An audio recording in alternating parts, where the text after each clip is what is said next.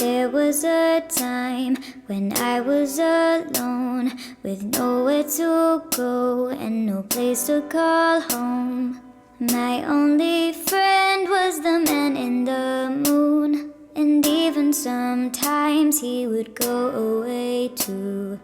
Then one night as I closed my eyes, I saw a shadow flying high. He came to me with the sweetest smile, told me he wanted to talk for a while. He said, "Peter Pan, that's what they call me.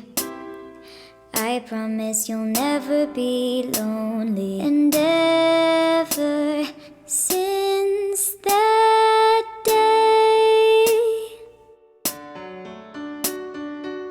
I am a lost boy from Neverland, usually hanging out with Peter Pan.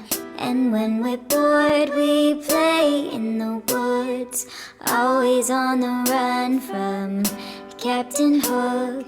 Run, run, lost boy, they say to me.